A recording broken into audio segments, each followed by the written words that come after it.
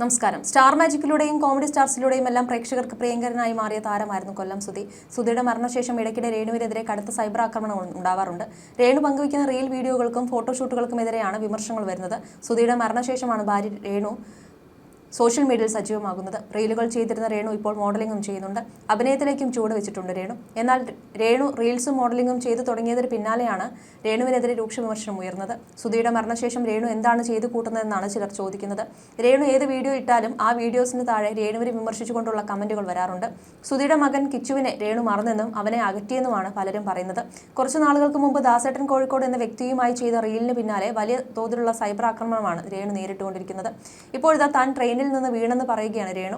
പ്ലാറ്റ്ഫോമിലേക്ക് ലഗേജുമായി ചാടിയിറങ്ങുമ്പോഴേക്ക് അപകടം സംഭവിച്ചത്. തലയടിച്ച് ആണ് നിലത്ത് വീണത്. ട്രെയിനിന്റെ AC കമ്പാർട്ട്മെന്റിലാണ് രേണുവും ഷൂട്ടിംഗ് സംഘവും സഞ്ചരിച്ചിരുന്നത്. ഡോർ തുറക്കാനുള്ള ശ്രമത്തിനിടയിൽ ട്രെയിൻ നീങ്ങാൻ ആരംഭിച്ചു. പെട്ടെന്ന് ഇറങ്ങാനുള്ള ശ്രമത്തിനിടെയാണ് പ്ലാറ്റ്ഫോമിലേക്ക് വീണത്. ഭാഗ്യത്തിനാണ് പാളത്തിലേക്ക് വീഴാതെ വലിയ അപകടം ഒഴിവായത്. പിന്നാലെ ആശുപത്രിയിൽ പോയി CT സ്കാൻ ഉൾപ്പെടെ എടുത്ത് കുഴപ്പങ്ങളൊന്നുമില്ലെന്ന് ഉറപ്പുവരുത്തി. താൻ ട്രെയിനിൽ നിന്ന് വീണ അനുഭവം പങ്കുവയ്ക്കുന്ന ഓൺലൈൻ മാധ്യമത്തിന്റെ വീഡിയോയ്ക്ക് താഴെയും പരിഹാസ കമന്റുകളാണ് വരുന്നത്. ദൈവത്തെ മറന്ന് ജീവിക്കരുതെന്നാണ് ഒരാൾ ഓർമ്മിപ്പിക്കുന്നത്. കാണിച്ചു കൂട്ടുന്നതെല്ലാം സുധിച്ചേട്ടന്റെ ആത്മാവെല്ലാം കാണുന്നുണ്ടെന്ന് ഉറപ്പായി. അങ്ങനെ തന്നെ വേണം എന്നെല്ലാം കമന്റുകളുമായി വന്നിട്ടുണ്ട്. എന്നാൽ ഒരാൾക്ക് അപകടം പറ്റുമ്പോഴും അയാളെ പരിഹസിക്കാനുള്ള മനോനിലയെ വിമർശിക്കുന്ന ണ്ട്. എന്തൊക്കെയായാലും ഒരാൾക്ക് അപകടം സംഭവിക്കുമ്പോൾ ഇങ്ങനൊന്നും പറയാൻ പാടില്ല എന്നെല്ലാമാണ് പലരും പറയുന്നത്.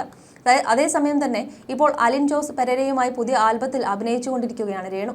ഇടപ്പള്ളി വനിതാ തിയേറ്ററിൽ സിനിമാ നിരൂപണം പറഞ്ഞാണ് അലിൻ ജോസ് പെരേര സമൂഹമാധ്യമത്തിൽ വൈറലായത്. അലിൻ ജോസുമായുള്ള റീൽസുകൾ സമൂഹമാധ്യമങ്ങളിൽ വ്യാപകമായി പ്രചരിക്കുന്നുണ്ട്. ഷോർട്ട് ഫിലിമിൽ അഭിനയിക്കുന്നതിന്റെ വിവിധ ഭാഗങ്ങളും ഓൺലൈൻ മാധ്യമങ്ങളിലൂടെ പുറത്തുവരുന്നുണ്ട്. തൻസീർ കൂത്തുപറമ്പാണ് ആൽബത്തിന്റെ സംവിധായകൻ. രേണുവിന്റെ അഭിനയത്തെ വിമർശിച്ചും നിരവധി പേർ കമന്റുകൾ ഇടുന്നുണ്ട്.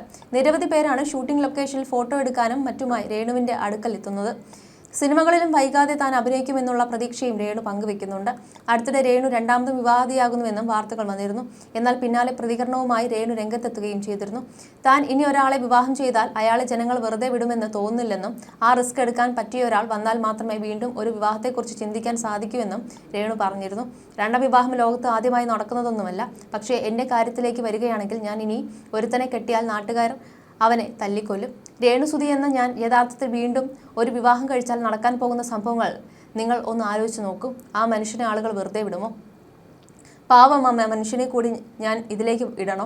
ആ സാഹചര്യത്തെക്കുറിച്ച് ചിന്തിക്കാൻ പോലും പറ്റുന്നില്ല.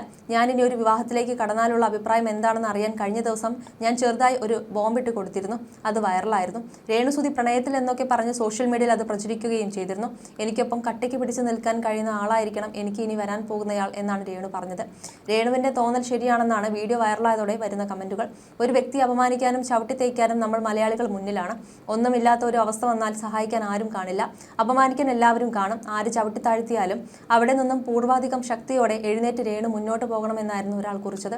ഇനി ഒരു വിവാഹം കഴിക്കില്ലെന്ന തീരുമാനത്തിൽ തന്നെയാണ് ഞാൻ. അത് ഇതുവരെയും മാറ്റിയിട്ടില്ലല്ലോ. മറ്റൊരു വിവാഹം കഴിച്ചാൽ കൊല്ലം സുധി എന്ന പേര് എന്നേക്കുമായി പോകും. അദ്ദേഹം എന്നും എൻ്റെ മനസ്സിലുണ്ട്. അത് പോകാൻ എനിക്ക് താല്പര്യമില്ല. സുധിച്ചേട്ടൻ്റെ വൈഫ് അതാണ് ഞാൻ. എന്നിൽ നിന്ന് ഒരുപാട് ദൂരെയാകും സുധിച്ചേട്ടൻ്റെ പേര്. അദ്ദേഹം ഇപ്പോഴില്ല. പേരും ഓർമ്മകളും മാത്രമാണുള്ളത്. അത് കളയാൻ എനിക്ക് താല്പര്യമില്ല. അതുകൊണ്ട് ഞാൻ കല്യാണം കഴിക്കുന്നില്ലെന്നും രേണു പറയുന്നു. ഇനിയൊരു വിവാഹം തനിക്ക് ഉണ്ടാവില്ലെന്ന തീരുമാനം മാറിയിട്ടില്ലെന്നും രേണു കൂട്ടിച്ചേർത്തു. ഇനി ഒരു വിവാഹം കഴിക്കില്ലെന്ന തീരുമാനത്തിൽ തന്നെയാണ് ഞാൻ. അത് ഇതുവരെയും മാറ്റിയിട്ടില്ലല്ലോ. മറ്റൊരു വിവാഹം കഴിച്ചാൽ കൊല്ലം സുധി എന്ന പേര് എന്നേക്കുമായി പോകും. അദ്ദേഹം എന്നും എൻ്റെ മനസ്സിലുണ്ട്. അത് പോകാൻ എനിക്ക് താല്പര്യമില്ല. സുധിച്ചേട്ടൻ്റെ വൈഫ് അതാണ് ഞാൻ.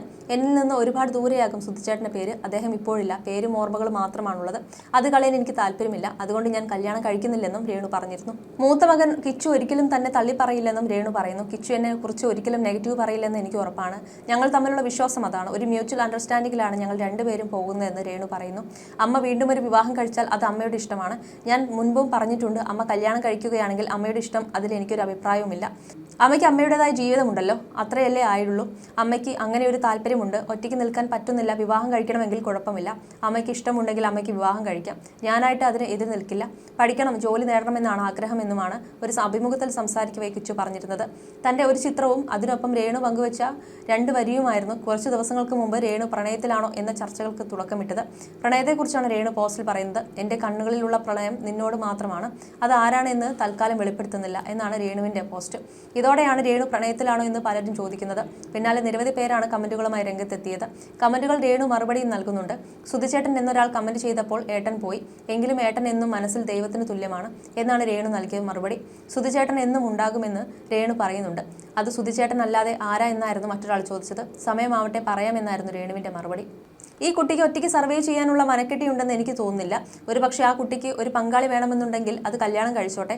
അവരാർക്കും ഉപദ്രവമൊന്നും ചെയ്യുന്നില്ലല്ലോ. പിന്നെ വേറെ കല്യാണം കഴിക്കില്ല എന്ന് പറഞ്ഞത് അതിപ്പോൾ ഓരോ മാനസികാവസ്ഥ ഡിപ്പെൻഡ് ചെയ്താകില്ലേ. ആ പറഞ്ഞ സമയത്ത് ഒരു പക്ഷേ സുധിച്ചേട്ടൻ്റെ മരണത്തിൽ നിന്ന് മൂവ് ഓൺ ആയി കാണില്ല. സമയം കഴിയുന്തോറും ആ വേദനയും കുറഞ്ഞു വരുമല്ലോ. ചിലപ്പോൾ ഒരു വിഷമം എപ്പോഴും കാണും. എന്തായാലും ജീവിതത്തിൽ ഒറ്റപ്പെടുന്നത് അത്ര സുഖമുള്ള കാര്യമല്ല.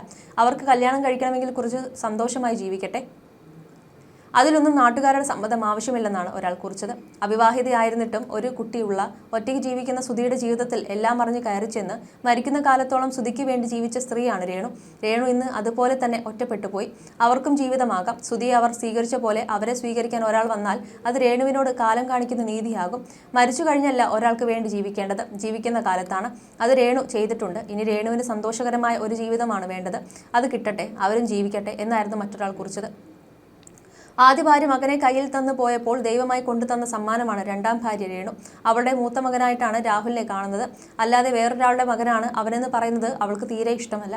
കിച്ചുവിനെ സ്വന്തം മകനായിട്ടാണ് കാണുന്നത്.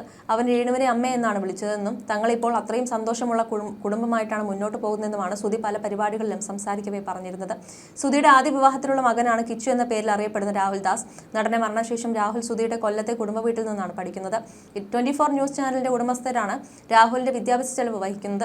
സുധിയുടെ മരണശേഷം രേണുവിനും മക്കൾക്കുമായി സന്നദ്ധ സംഘടനകൾ ചേർന്ന് കോട്ടയത്ത് പുതിയൊരു വീട് നിർമ്മിച്ചു നൽകിയിരുന്നു. രേണുവും ഇളയ മകൻ ഋതുലും ഈ വീട്ടിലാണ് താമസം. You're watching me on metromatney.com. On metromatney.com. Metromatney.com. Subscribe for more videos. Subscribe for more videos. Subscribe here for more videos. Subscribe now. Thank you.